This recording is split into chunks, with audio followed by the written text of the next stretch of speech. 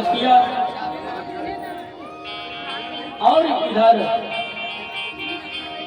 देखा कि सामने से ऐरावत से वैकुंठ में आ रहे हैं भगवान का दर्शन करने हुए दुर्वासा। भगवान ने अपना माला दे दिया दुर्वासा को, पुष्पमाला, और वह पुष्पमाला लेकर के निकले तो देखे इंद्र आ रहे हैं। इंद्र को पहना दिया अपना माला। इंद्र मतवाला होकर के गजेंद्र के सर पे रख दिया, कुचल दिया माला महाराज। भगवान पे चढ़ा पुष्प यदि गिर जाए या कोई ले महाराज तो बड़ी सावधानी, यदि उसको कोई लाग जाए तो आयुहीन हो जाता है, और यदि चरण पड़ जाए तो श्रीहीन हो जाता है। इंद्र मतवाला महाराज पुष्पों को गिरा दिया, गजेंद्र ने रौंद दिया, श्रीहीन हो गए, खत्म हो गए, उनके पास कुछ नहीं था, गरीब हो गए, देवता स्वर्ग में निर्धन हो गया महाराज।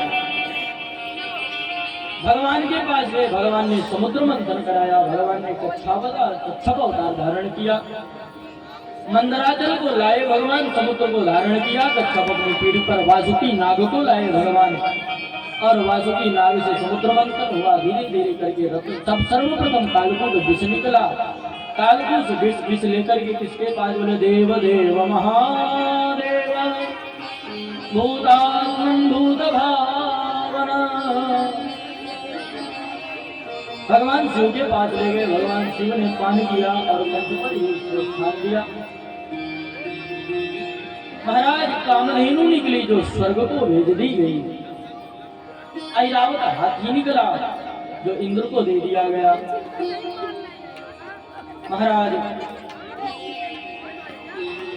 तो उसको बुम्बड़ी निकली जिसको भगवान ने अपने वक्षस्थल पर धारण कर लिया। लक्ष्मी जी निकली है, लक्ष्मी जी सबकी ओर देख रही है, वरमाला लेकर के सब प्रसन्न हो रहे हैं, हमको करेंगी हमको करेंगी। और भगवान हमारे नारायण प्रकट हुए और नारायण को लक्ष्मी ने वर्ण कर लिया। अंतिम रत्न अमृत निकला और अमृत के लेकर के बड़ा भारी देवासुर संग्राम हुआ। भगवान ने मोहिनी अवतार धारण करके महाराज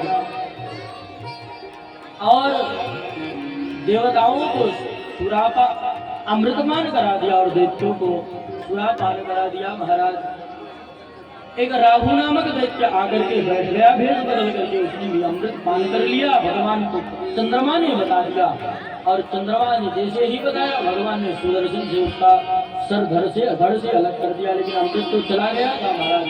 उनको ग्रहों की संज्ञा दी गई। आज भी समय पाते हैं राहु महाराज को ग्रस लेते हैं चंद्रमा सूर्य को, सूर्य ग्रहण चंद्र ग्रहण लगता है, शत्रुता मानते हैं, उन्होंने बताई थी महाराज।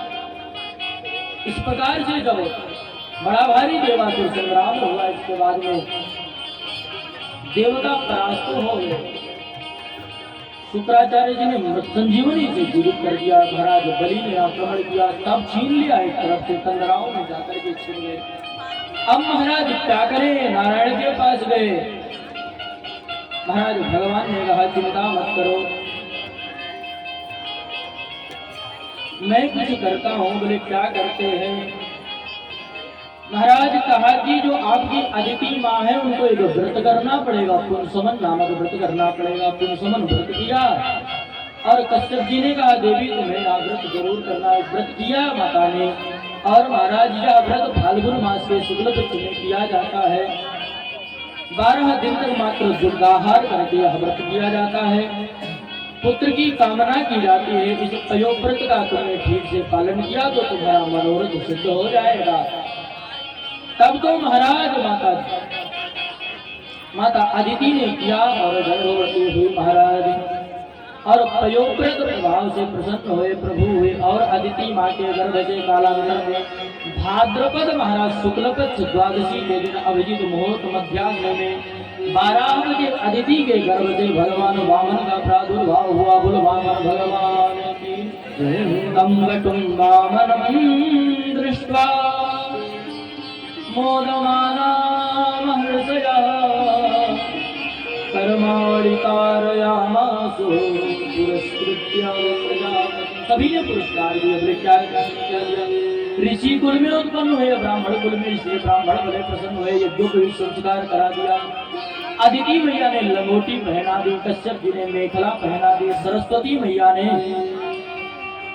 कमंडल दे दिया, और महाराज भूदेवी ने चरण पादुका दी, और आकाश ने छत्र दिया भगवान को, और महाराज कुबेर जी ने भिक्षा प्राप्त कर दी, अन्नपूर्णा मैया ने भिक्षा प्रदान की, बृहस्पति जी ने गायत्री मंत्र फूक दिया कान में और गुरु दीक्षा में बोले जाओ जाकर के बलि से त्रिलोकी की संपदा मांग कर के लाओ। इधर भगवान छोटे से वामन भगवान चलती है राजा बलि के यहाँ।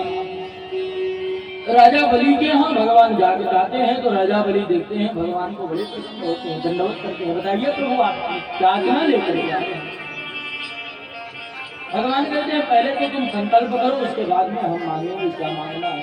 संकल्प पूर्वक बोले ठीक है, संकल्प करके बोले क्या चाहिए महाराज, कुछ तो मांगो। आपको विवाह करना है, आपको योग्य पत्नी ना मिल रही हो, इतनी छोटी को विवाह करवा देते हैं, आपके नाम की एग्जाम फेल। बोले क्या चाहिए, राज्य चाहिए, गाय चाहिए, क्या चाहिए बताइए, आपको सब देते हैं। बोले मुझे कुछ नहीं। पदानि तीन दैत्रेंद्र संमितानि पदा, मुझे 3 पद जमीन दे। बोले बस 3 पद, बोले संकल्प करो। संकल्प किया। शुक्राचार्य जी समझ गए महाराज समझा रहे हैं, रुक जाओ, नहीं हम तो संकल्प कर चुके हैं। आज भगवान खड़े हुए हैं और राजा बलि से याचना कर रहे हैं। मन का भेष बनाया, राजा बलि को छलने आया। मन भेष बनाया, राजा बलि को छलने आया। राजा बलि को छलने आया, राजा बलि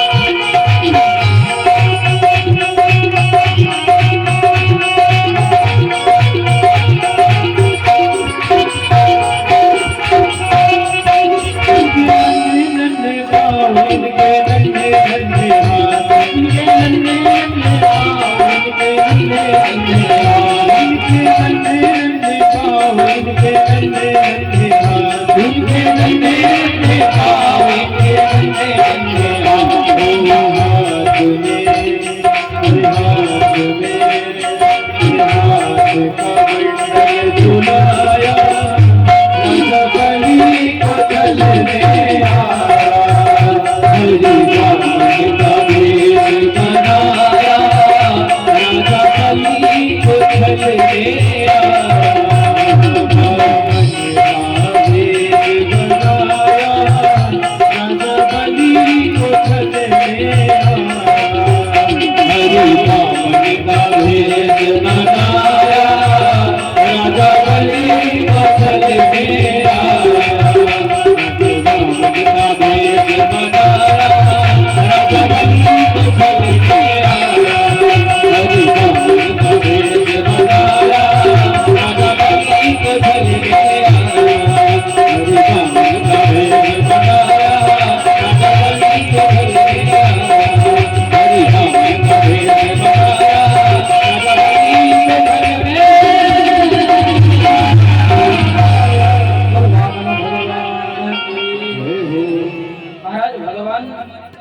याचना की और राजा बलि ने संकल्प किया, और जैसे ही संकल्प किया भगवान ने विस्तार किया अपने रूप का, और पहला चरण उठाया तो तल वितल तलातल महातल पाताल सब सात लोग नाप लिए। दूसरा चरण उठाया तो भूआ चार महादेव तब सत्य सब नाप लिए।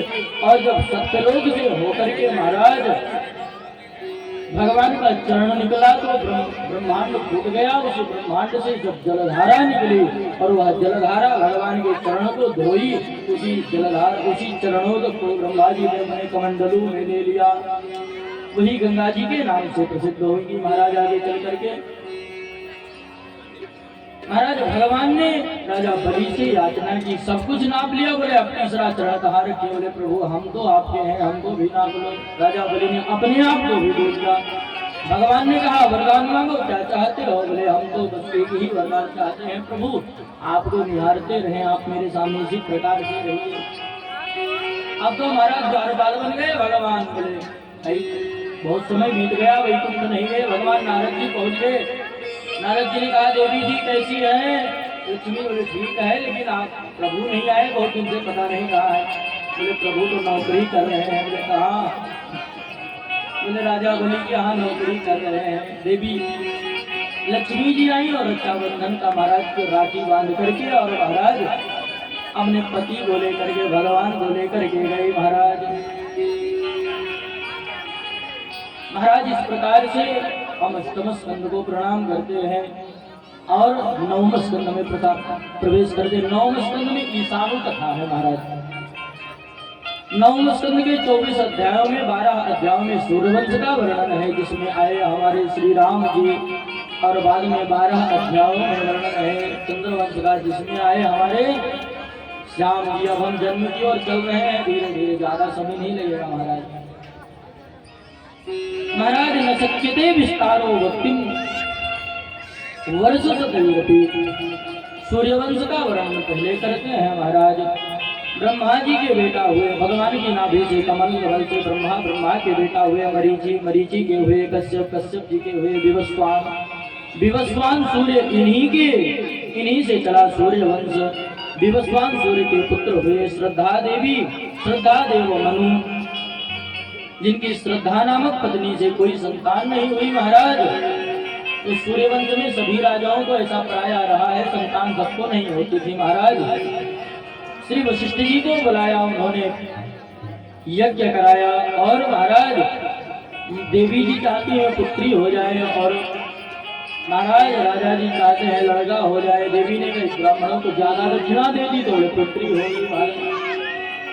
कैसे हो गया गुरु जी? बोले कि कैसे हो गया, जब तुम्हारे पति पत्नी में ही संबंध महाराज की एक मत नहीं, तो हम क्या करें? गुरु जी का चरण पकड़ दिया महाराज। बोले प्रभु आप चाहें तो इसी को पुत्र बना दो महाराज। गुरुदेव ने कृपा करी, उसको ही पुत्र बना दिया महाराज।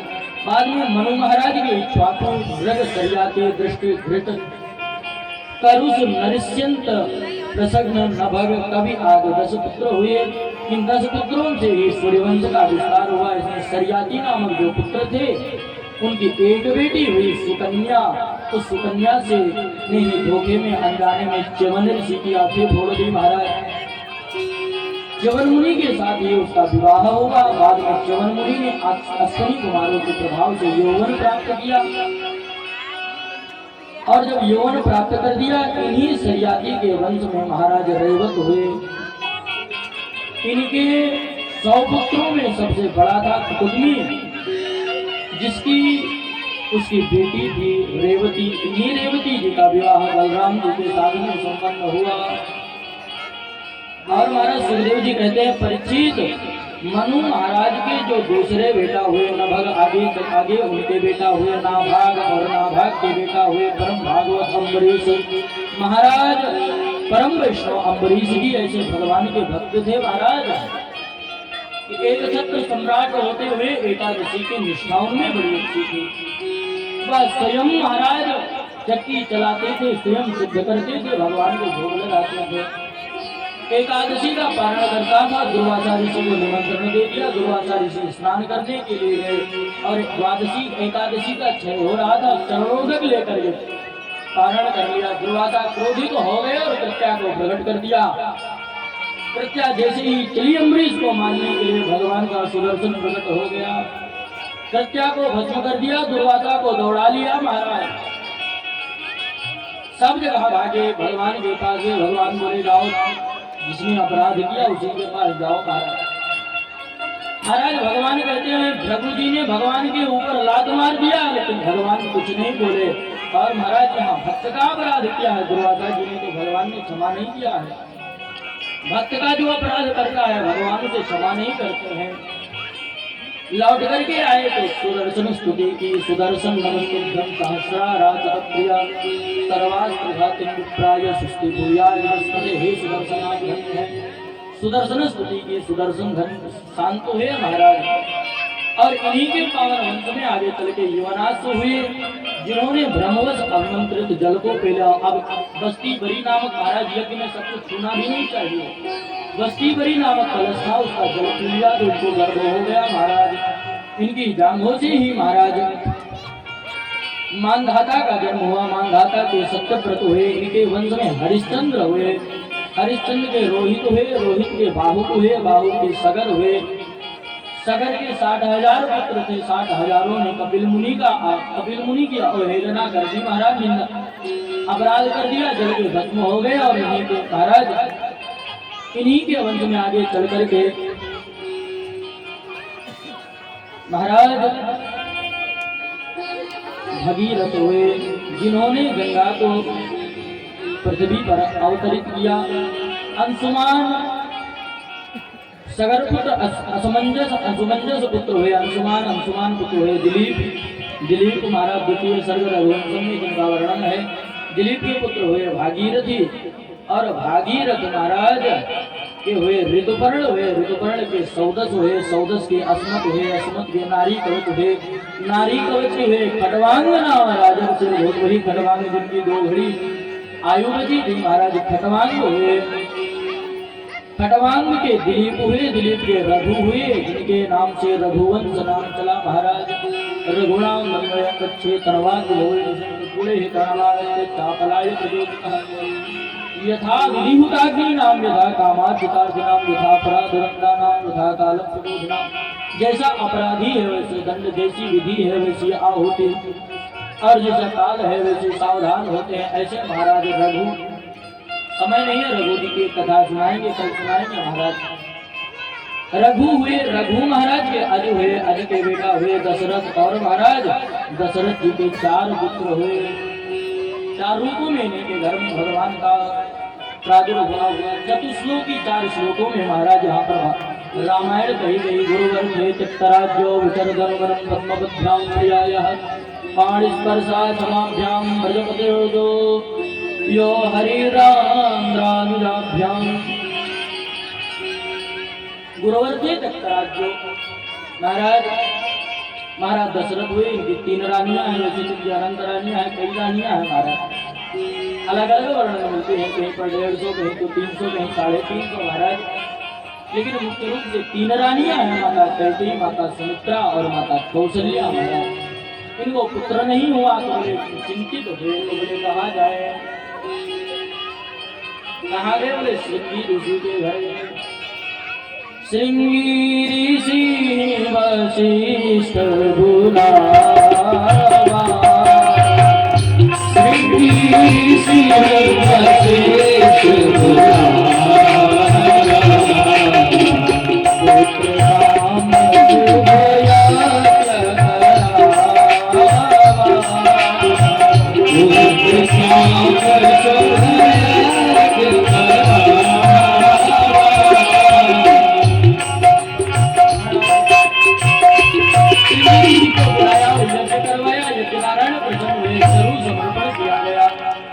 तीनों रानियों ने पाया और 4 रूपों में भगवान का अवतार हो गया।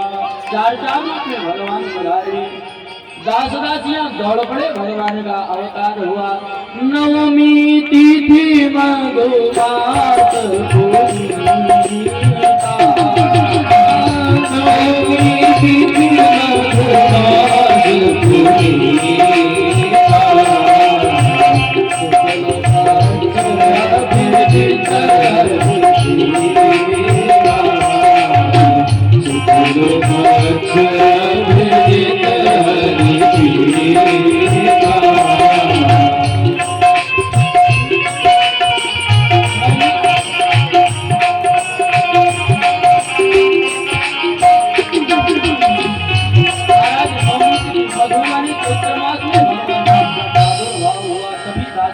दौड़ पड़ी, अवध में आनंद भयो, जय हो रघुवर लाल की। आइए भगवान का एक सुंदर सा भजन, उसके बाद में कन्हैया की ओर चलते हैं।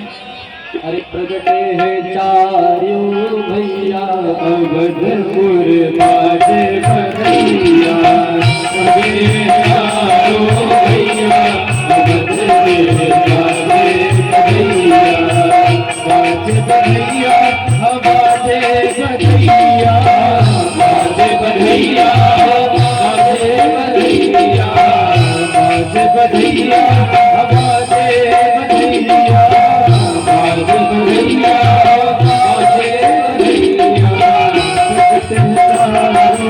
बधैया अवधपुर बाजे बधैया भैया राजा रामचंद्र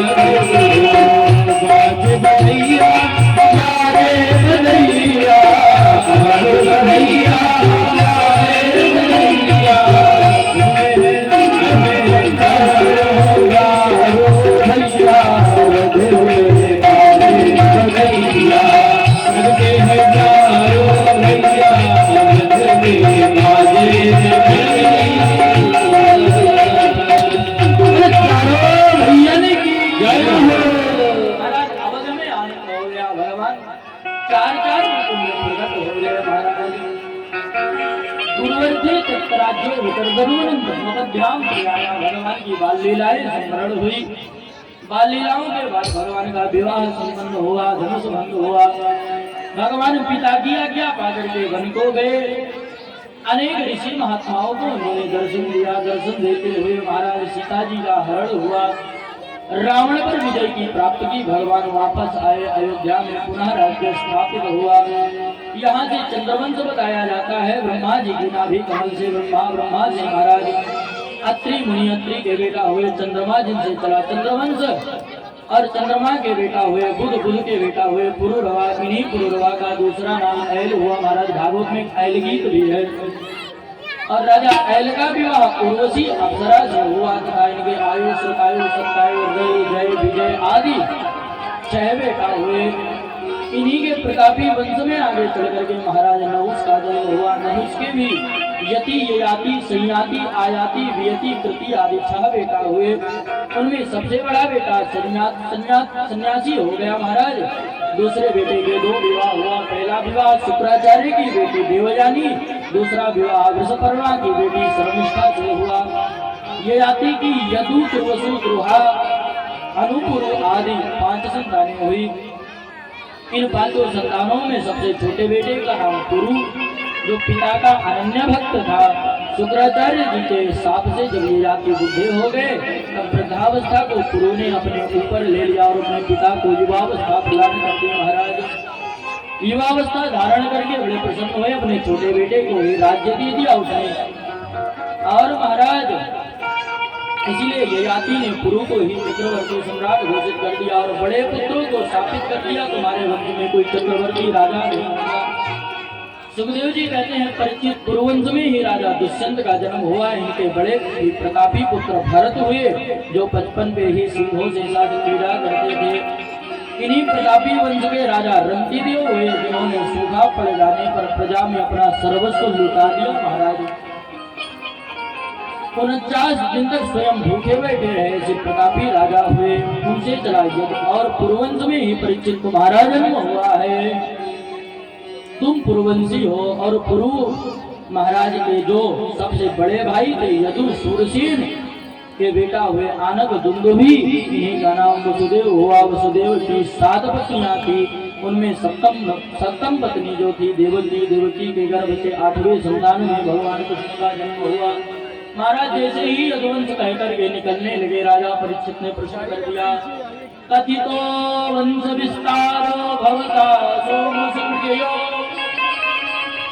राज्याम तो भयवंशानां चरितम परमाद्भुतम। आपने सूर्यवंश सूक्ष्म सुना दिया, कोई बात नहीं, लेकिन यहाँ जो चंद्रवंश है मेरे प्रभु की कथा है, कृपा करके इसे विस्तार से सुनाइए महाराज। तब भगवान कहते हैं जिस समय पृथ्वी पर कंस महाराज मथुरा का राजा अपने पिता को बंदीगृह में डाल करके राज्य गद्दी पर बैठ गया, बड़ा आक्रांत फैल गया पृथ्वी पर। उस समय सभी देवता और गाय स्वरूप पृथ्वी जो गाय का रूप धारण करके भगवान के पास गई है, भगवान से प्रार्थना की, भगवान से बात हो गई। बोले क्या हुआ? बोले भगवान से बात हो गई, सब चलो वृंदावन चलो महाराज। बोले वृंदावन क्यों चले हम? बोले वहां पर हमारे गोविंद अवतार ले, हमारे प्रभु आ रहे हैं, सब लोग चलो अवतार लेना शुरू कर दो मथुरा में, हमारे गोविंद आने वाले हैं। वसुदेव गृहे साक्षात भगवान पुरुषा परः, वसुदेव के घर में साक्षात भगवान अवतार लेंगे, ऐसा कहा महाराज। महाराज जिस समय पिता को बंदी गृह में डाल दिया और अपनी बहन का विवाह कर रहा था कंस, और स्वयं रथ हाँकने लग गया महाराज। आकाशवाणी हुई, मेरे कंस तू जिस देवकी के लिए इतना भोग कर रहा है महाराज, उसी देवकी का 8वां लाल बनेगा तेरा काल। कंस का मूड खराब हो गया, तलवार निकालनी के लिए रथन पर रख दिया महाराज, मारने के लिए हुआ।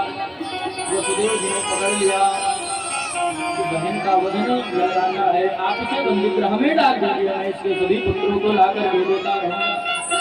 प्रथम पुत्र का जन्म हुआ कीर्तिमंतम प्रथम जन्मतम कंसे आनक दुंदुभे।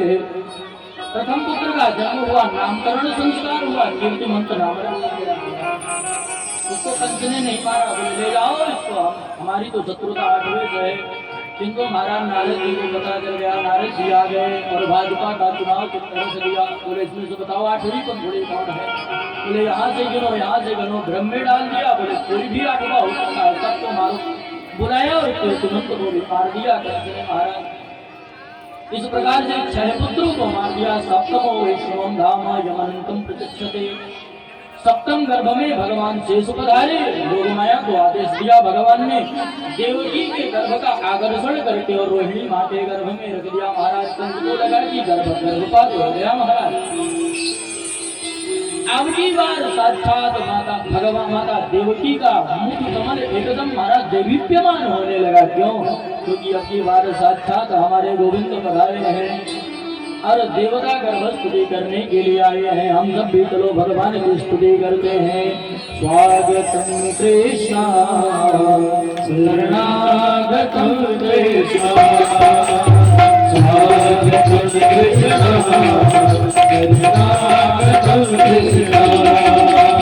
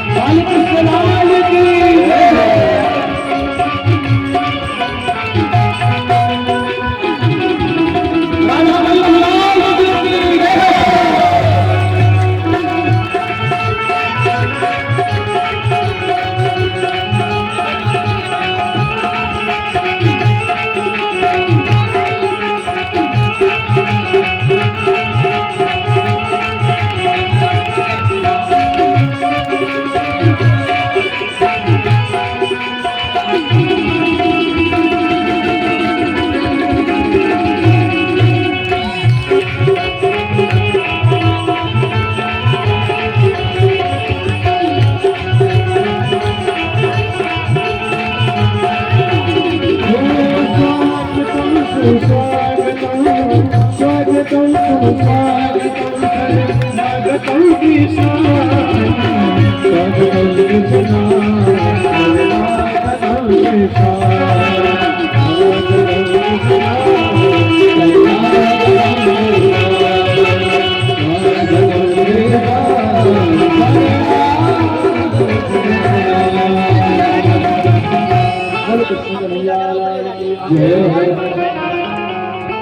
लोग बैठ जाइए, अभी भगवान गर्भ में आए, अभी जन्म नहीं हुआ।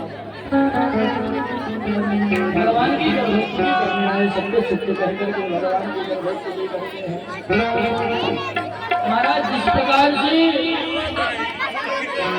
अथ सर्वलोके का काला परम शोभा, थोड़ा शांति बनाइए, आप लोग बैठ जाइए, 10 मिनट बैठ जाइए, बस 10 मिनट बैठ जाइए, बस अभी गर्भवती हो जाए, बस उसके बाद में भगवान बैठ जाइए, शांति बना लीजिए थोड़ा। महाराज अथ सर्वगुणों के काला परम शोभना, भगवान के प्राकट्य का शुभ समय आ गया, अष्टमी तिथि आ गई, भाद्रपद महीना आ गया, कृष्ण पक्ष आ गया, रोहिणी नक्षत्र आ गया, रात्रि के ठीक 12 बजे जैसे पूर्व से चंद्रमा का उदय होता है, ऐसे ही भगवान माता देवकी के गर्भ से बाद में प्रकट हुए।